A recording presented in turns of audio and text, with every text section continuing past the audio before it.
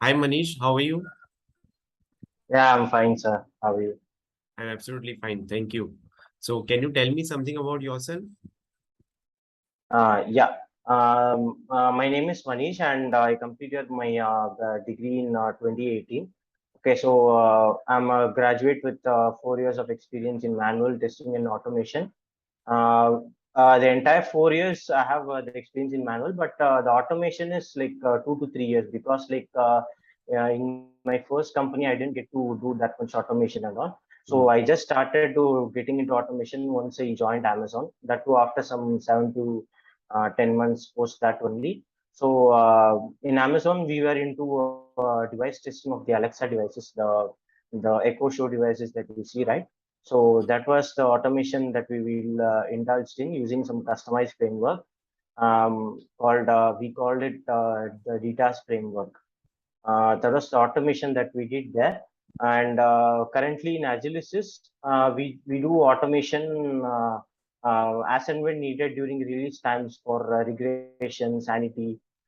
During those times, we indulge in automation more time, more or less. So the framework that we use here is called a Selenium framework.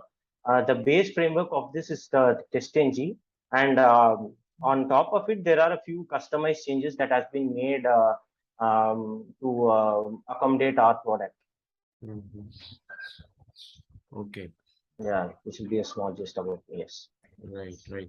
So, do you use a programming language to, to write the code in the framework for this? Yes, we just use Selenium Java.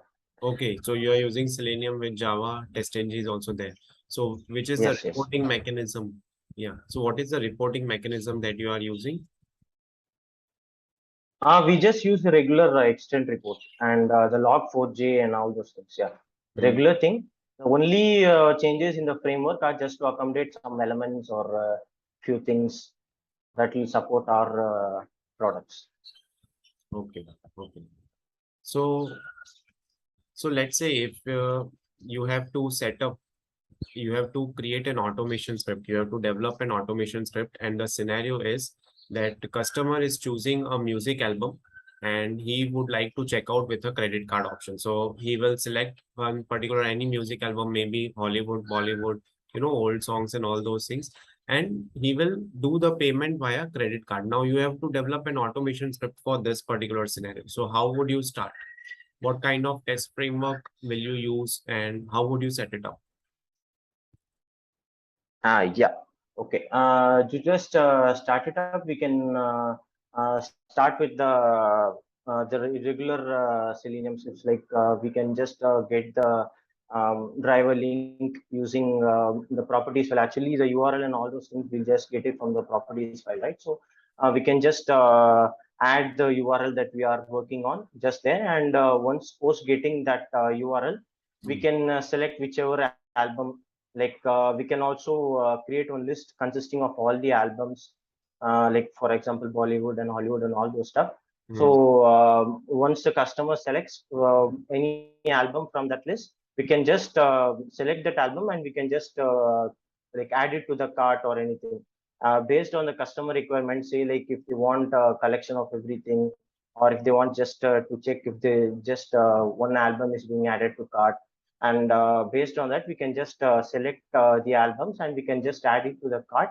And in the payment we can just proceed to the payment, and in the payment thing, we can add a few APIs. So payment related is gateway is already almost related to APIs, right? Hmm. So we can get those APIs. So if we are using test APIs, here in our company we have some payment devices like IDN gateways and all those stuff. So they have some set of APIs. So if we are the payment is successful, they will display some APIs and some response code. If it's if it's not successful, they will have some response code or some APIs. So Hmm. based on that APIs, we can evaluate like okay, so if the payment is successful, see if this API is being hit and this response is coming. So if it's failing, just verify if this API is getting it and this response is coming. So based on that, we can display some message stating that the payment is successful and all those stuff. And once the payment or the everything is successful, we can also cross check. The customer might have some collection, right? So for example, if we order something, if the order is successful or not, even we can see it in our order section. So as per the customer's requirement, we can create some my collection folder or something like that for the customer, and we can also keep a validation Mm, just to see once the payment or order is done, just to see if the collection or everything is being reached there. This we mm, can have some condition for that, and we can confirm if the process is complete, and if the customer will be able to use it. mhm. Okay, great.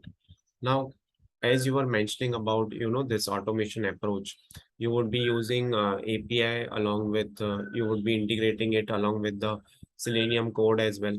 Now, let's say uh, today is, Saturday. You have developed this script. Okay. You integrated this entire API approach.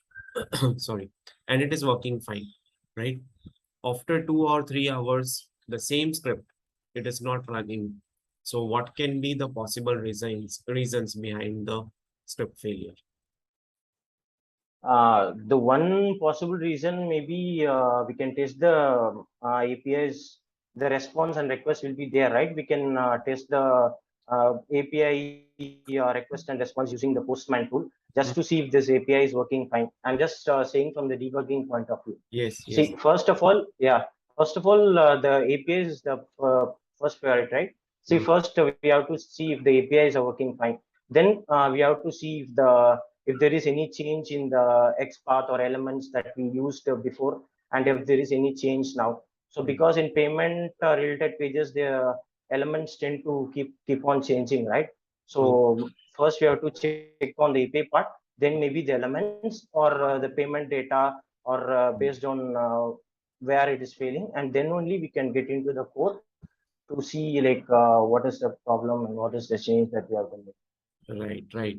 One more reason that you can add in your answer is there can be a dependent API. For example, you know, your Uh, API is dependent on the add to cart API, in which the music album yeah. has already been selected. That API is not giving Mm, response. Or one more thing is the authentication might would have failed. Someone might would have deleted that particular user from the backend database or from the mm, server, from the from the UI also they might would have got deleted. One more, yeah. yeah, one more reason over here can be as you are using this API for doing payment. So there would be some authentication API that would have been called in the collection prior to that, right? So that Yes. authentication API would be generating a token. Now that particular token might be lasting Yeah. for Token violation. 20 minutes. Yeah. So Mm, it just an example for 20 minutes. Some tokens are live only for 5 minutes, 10 minutes. So it might happen that yeah. whenever you run your automation suite, your token is refreshed, getting generated new, and that token you need to save. So that token needs to be there for the new token needs to be there for the automation to run end to end, right? So that Yeah. token mechanism Every time also it is one of runs. the thing, right? So that also you can answer. Okay. Yeah. So, okay. Now you have joined from laptop, right? Yeah. Yeah. I'm giving you screen sharing rights. You need to write a Java program. So uh, let me share this question in the chat box with you. Yeah, can you click on green button? Can you share your screen? You can open Notepad. Yes, sir. Sure. Yeah. So the question is that you have a string that is banana, right? Okay. Yeah. And you have to find the second most frequent character in the give in this string banana. Okay, what is the time complexity of the code? What is regarding memory, right? And how many approaches you have for this, so that we have to think. So I have copied the question in the chat box, so you can take it from the chat box. You can paste it in the notepad, so the audience can also view it.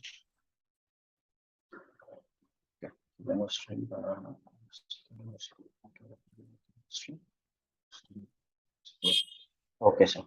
Yeah, I'll try to start. So, Yeah, can you please put that question in the on this notepad at the top so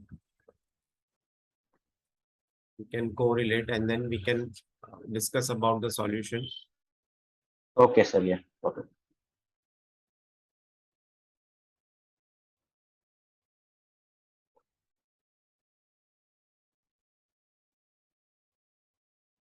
Okay. So, is it fine? The question part? Perfect, perfect. Okay.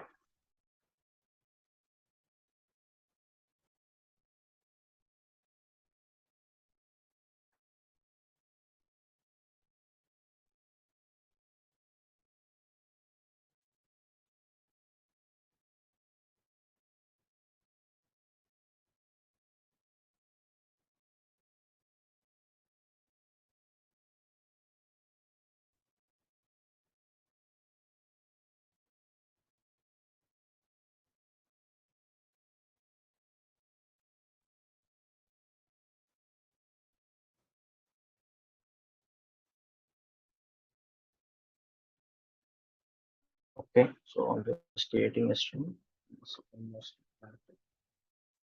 Okay. So, second most frequent character is, I guess, it's the uh, N1.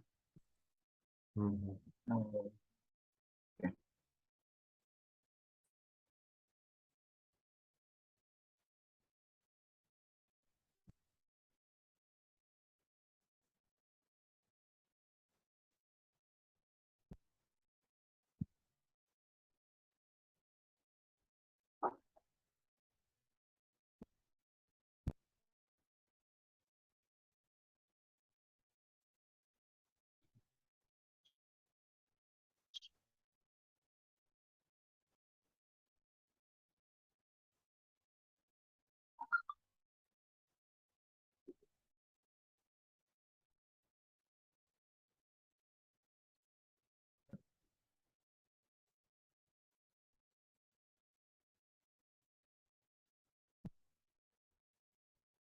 Okay. Now, I'm trying to get these elements into for loop. Okay. Uh,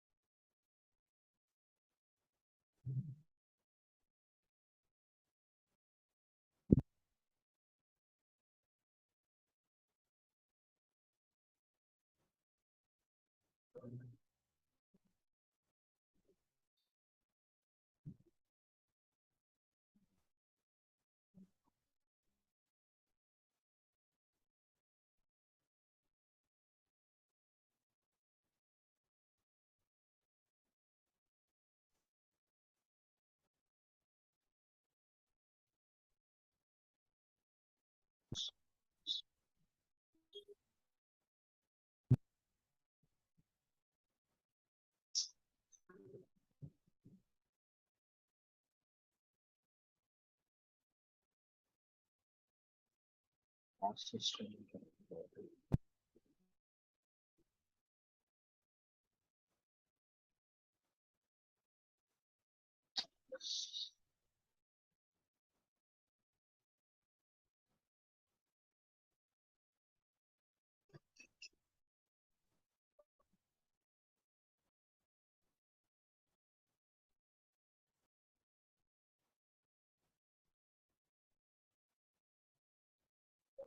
Sir, I just am like forgetting the syntax that I had to use here. So No worries, no worries. That is absolutely fine. See, this is a mock interview.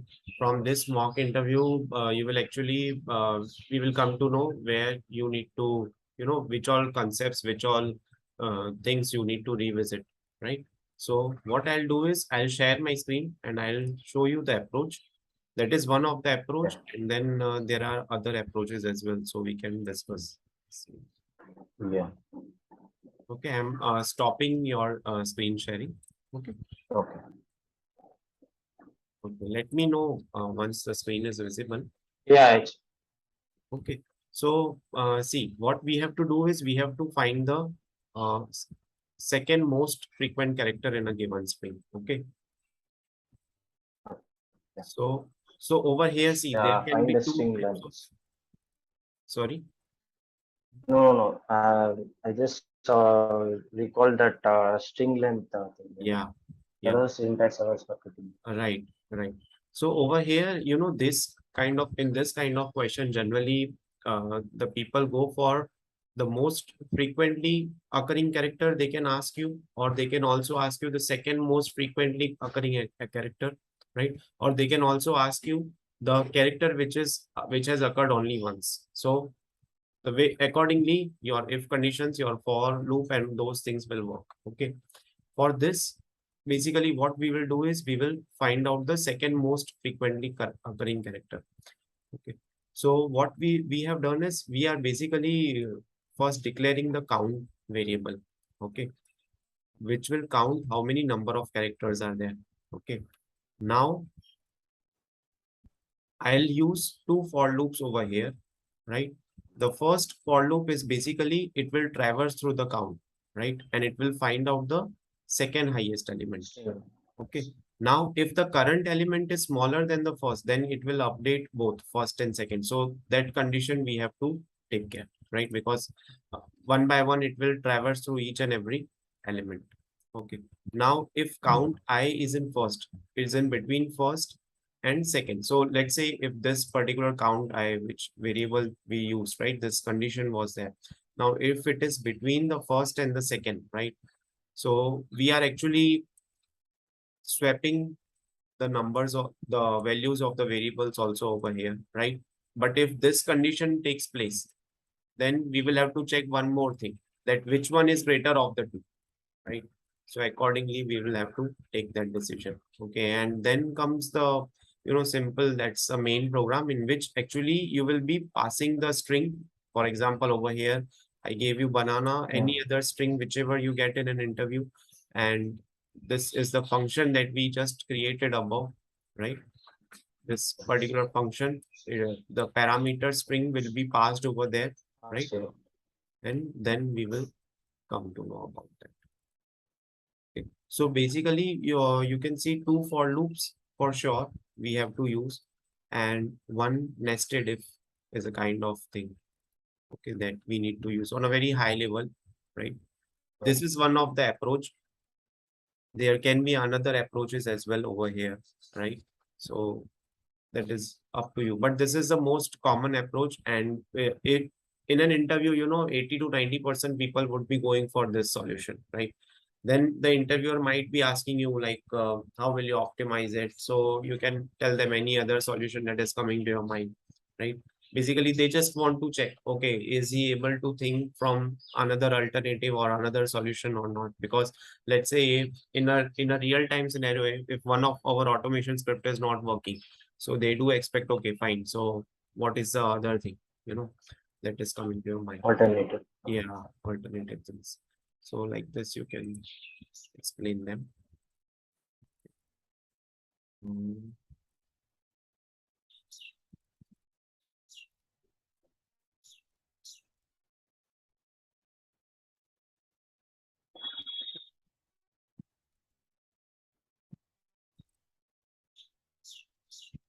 okay, which is the version control tool that you are using? Sir, like in Autumn, the version control tool that we use, like just for our reference, we use just a GitHub tool for storing the code and repositories and all those stuff. Okay, but we don't like give out builds and all those things in automation. The process is a bit different.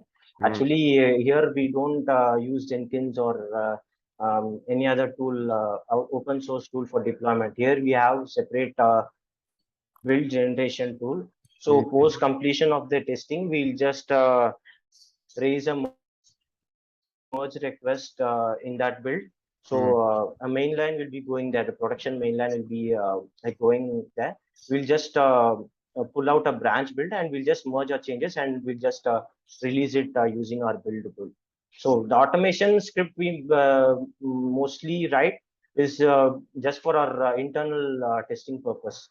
We write our codes and we just store it in our repository so that the manual testing guys will just pull it out and use it for doing the sanity and all those stuff. Okay, that's good. Yeah. So actually, even though you are not using CI/CD tool, but it seems that there is a standard process that is being followed in your company or in your project for the Git. Okay. Now let's discuss about Git. Let's say there is one particular branch from which you have to pull all the commits from one particular branch. Okay. Now you have pulled everything from that particular XYZ branch. Now, what you have to do, you have done some changes, but you only want to push the specified commits to another branch. Okay. From one branch that was XYZ branch, you first pulled all your commits. Okay. Then now you want to push the specified commits to another branch. Let's say its name is ABC. Okay. Then how will you, what kind of Git commands or how will you make this happen via Git? Yeah, so basically, I'll just tell you from the Eclipse point of view. Okay, so once we just so we'll just connect our project to that GitHub using by cloning the repository and all those things, right? So once the changes are we have done, so what we'll do is like we can just push give the push command in the this thing, and we can just select whatever files that we want, specific files you are saying, right? We just want specific files to be pushed into that build or anything. We can just select those specific files, and we can put a commit message, and we'll just push it, commit and push, so that will be stored into a separate branch. Right. Okay. See, now whatever the answer that you gave was absolutely correct. But in an interview, there is a term that that you just explained. This is called cherry pick. Okay, what does cherry pick do? Yeah. Cherry pick. Okay, fine. Yes. Cherry Can I pick note it down? Yeah, sure. Right. So this particular term This is is a new term for me. yeah. That's So right. this particular term, the interviewer might be expecting the meaning is the same. That is, you are taking a single commit from middle of one branch and adding it to some other, right? Okay. So this is nothing but this is cherry pick. Okay. Okay. And this question can be modified, for example, you have got two branches. One is master and one is production. Okay. Okay. Now you have pulled everything from one of the two branches. Now you have to push to another branch, right? So that also can be the scenario based question asked over here, right? So these things get related questions you can expect.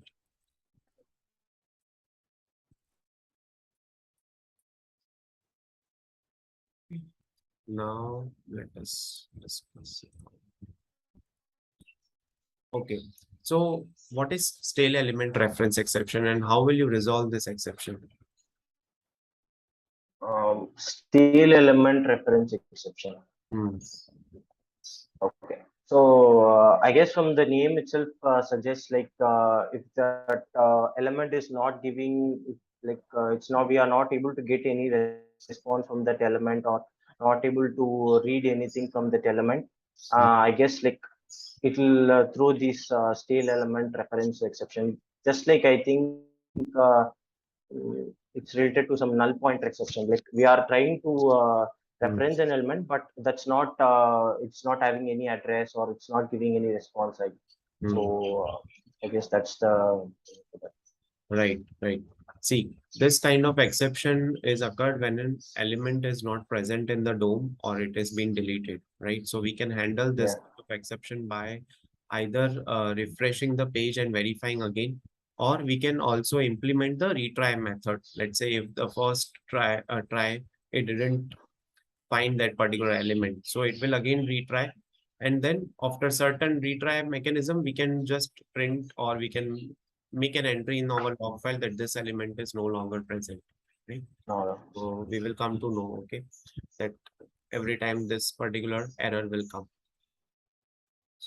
This is fine.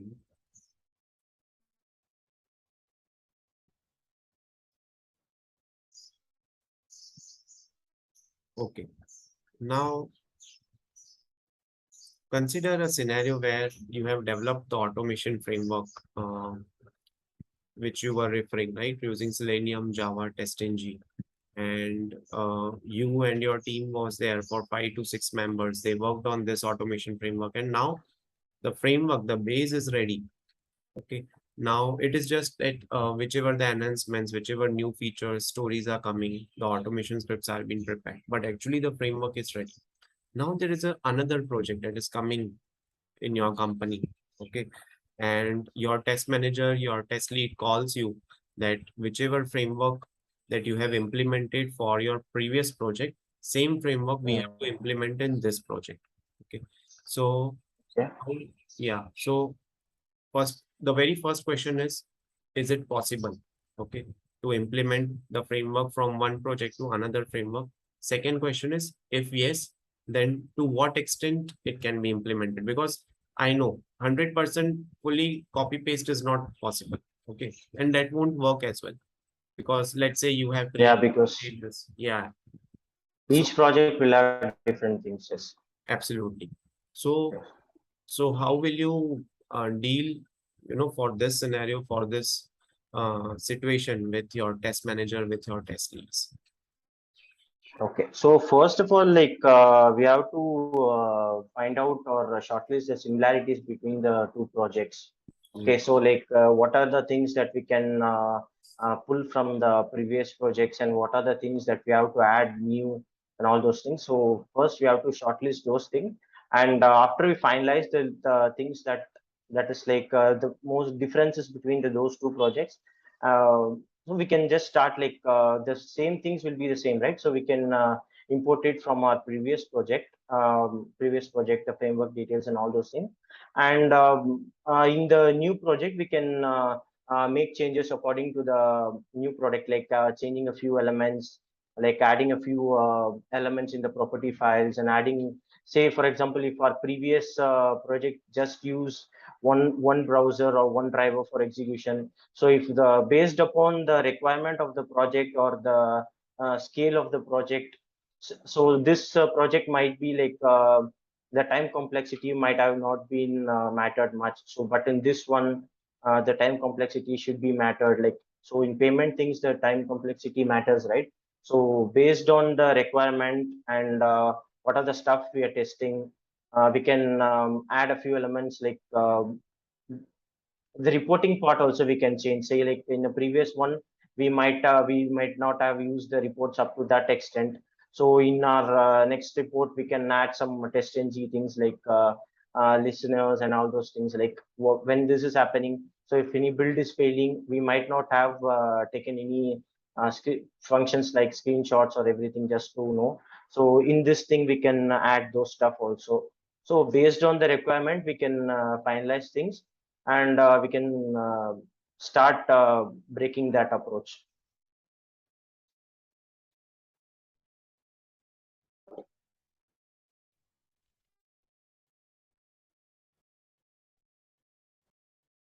So you're not audible for me. yeah, sorry. So Yeah, you no, it's can, fine. yeah. So you can also add some answer with respect to, common base classes. For example, earlier in the base class, you were using Chrome driver, Firefox driver. So that is the common code, right? So that code you will take as it is for your new project, because irrespective of the domain thing which you highlighted, that is actually a good thing. That's how you should approach in this particular situation. Now, irrespective of the domain, still the drivers, let's say if you are using Chrome driver, Firefox driver, or web driver manager, that code is going to Yes, remain the same. be the same. Yes. That code will be there. The reporting mechanism, the logging mechanism will also be same, right? So the the changes, that will be driving the framework changes that will be coming would be with respect to the locators, or with respect to the pages that would have been implemented, right? Then, right. So I think this is good. Okay. How do you find the automation test coverage? That how many test cases you have automated? So apart from the formula, let's say if you have 1,000 test cases, so you have automated 400, so you would be telling 40% is automated. But do you use any, you know, automated, I mean, test coverage tool for finding the automation? Like, No idea. So like I haven't indulged in any test coverage. So like in the metrics we just follow is like we have it for a local tracking. We just follow have a tracker and we just update the mm, counts and all those stuff. So this test tracking mechanism I haven't been part of. So okay. yes. So you have a tracker. You mean to say kind of it would be kind of a requirement traceability matrix in which you would have added a column of automation, and you would be tick marking over there that this particular feature, this particular test case has been automated. Yeah. Okay. So is that a tool, or do you use some kind of Excel file or document kind of a thing to track that? No, we'll just use the Confluence tool for that. Confluence page you have. Yes. Yes. Okay, great. Hmm, fine. So this was good. Okay. Now, in your CV, it's mentioned that you won the Sherlock Award for the most bugs filed across all the teams in the Alexa communications in Q2 2021. So can you tell us something about this thing? What kind of defects did you find, and did you face any challenges, or how did you help your team over here? Yeah, actually, that what that I got right. So that's because of basically the bug bash that team implements once in a week or so. Okay, Hmm. actually, our product is like more than testing the bugs that we find. Okay, so how much ever test cases you execute, that is not matter. The quality will Hmm. only be ensured by the bugs we raise or the product that we release. Hmm. So that's basically happened due to the bug bash thing that we implemented in our team back when I was working. So basically, we'll start with the what to say payment things first. Actually, in our device itself, in the Echo Show device itself, if we work for the US team, okay. So in US they will have some what to say in the device itself they will for user experience they'll just say the UI will just show what are the things or the banner will just be shown like this is the feature that you're opting for Hmm. and this is the format what is this the payment that you have to um, and all those just that thing will be there. So only if just we have to click a button and the entire process will be handled in the background. Hmm. Okay, so that is a main case that will fail 9 out of 10 times. Oh. So we'll, yeah. So that is the first thing we'll test because the smart devices in US will almost in every home it will be there. So in our statistics or QA said every day hundreds of customers are implementing for this premium feature or anything. So that was the thing that we tested on a daily basis. So after that, we'll implement in this cross-domain functionalities a lot. So our domain was checking out this premium things and I said right that premium subscription and I worked in comms domain. Okay, so that's basically communications thing. Um, there are many things, right, in communication, like the Alexa supports is like drop in, like messaging and calling and all those things. So we'll try out if the multitasking is working fine. Say like we'll just play some video like for recipes and all. So when that is happening, we'll push it some push do some cross domain things like we'll just blast it with some call or some drop-ins or anything. So will just see how it's handling. And there are other things called like what to say, like whatever we say, the Alexa AI will capture it, right? So we in our terms will say it like whatever we say, it will capture some intents. So if you are asking anything, it will capture into some question intent. Okay, so if you're requesting anything, it will be like a request intent. Mm, So in the bug bash thing, we'll indulge in that payment thing first of all, and the cross domain, and we'll check the intents basically. So these are the technical things where things could go wrong. So like basic things and all, it will definitely work fine. Like if you're mm, asking something, it will return you. So that things 9 out of 10 times it will work fine. So mm, if we work in this, try out these technical things, then mm, only we'll try to find out like, say for example, if we faced one problem there, mm, if you're placing the device in the hall, mm, the smart device in the hall, obviously the TVs or some noise will be there, right? mm, So with that noise, so whatever the voice command you're giving, that will merge with that, and it will throw out some conflict or anything. So it can't understand what we're trying to say, right? So that was the one issue we faced, and that's why we created intents. Say if you are getting any noise, we just created like an intent so that it will ignore the noise, and whatever see things we say, that will focus just on that, and we based on the intent it will process the request or anything. So that was the, you said right, a scenario that you faced. So that was the main thing that we faced, mm, like the noise thing. So if we are saying one thing, and because of the noise and external disturbances, it will capture something. mm. So that thing was reduced when we were testing. So that feature they brought in just to reduce things. Yeah. Great, great. Okay. So that looks good. Okay, Manish, I'm done with the interview, right? Um, do you have any questions for me, or we would be rejoining this link, right? Because this would be done in 1 minute, right? So if you have any Okay. questions with me, we can discuss that again. You need to rejoin just this link again. Yeah, yeah. I'm with you. Thank you. Yeah, I'll have asked the questions when we reach out.